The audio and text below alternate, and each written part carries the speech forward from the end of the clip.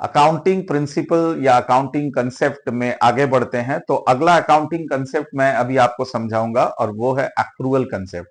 Accrual concept states that कि transactions should be recorded as and when they arise irrespective of their actual receipt और payment. क्या मतलब है sir इसका, एक बार समझा दीजिए। इसका मतलब ये है कि ट्रांजैक्शंस जैसे ही आपके बिजनेस में आप आइडेंटिफाई करते हो, उसको तुरंत अपने बुक्स ऑफ अकाउंट्स में रिकॉर्ड करना चाहिए। इसके लिए इंतजार नहीं करना चाहिए कि हमने उस ट्रांजैक्शन के लिए हमारे पास एक्चुअली कैश आया या फिर कैश चला गया। फॉर एग्जाम्पल से मैं समझाता हूं।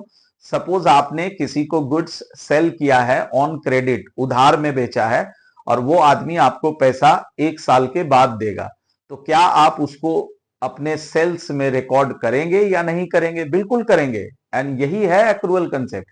हम रुकेंगे नहीं उसके लिए कि वो मुझे पैसा कब देगा। जैसे ही मैंने उसको गुड्स बेचा, it should be shown in the books as your sales. उसी प्रकार से अगर कोई एक्सपेंसेस होता है, तो सपोज करो आपका कोई एम्प्लॉय है और आपको सैलरी उसको देना है हर महीने 10,000 रुपया, तो साल का 1,20,000 रुपया होता है। तो उसमें से आपने 10 महीने का सैलरी उसको दिया है, यानी 1,00,000 रुपए का सैलरी दिया है, 20,000 रुपया अभी भी ड्यू है। तो क्या आप उस ड्यू सैलरी को रिकॉर्ड करेंगे या नहीं करेंगे? तो एक्रूअल कंसेप्ट कहता है बिल्कुल करेंगे, भले हमने उसको पे नहीं किया हो, पर still it has to be recorded in the books as outstanding salary. So this is all about accrual concept.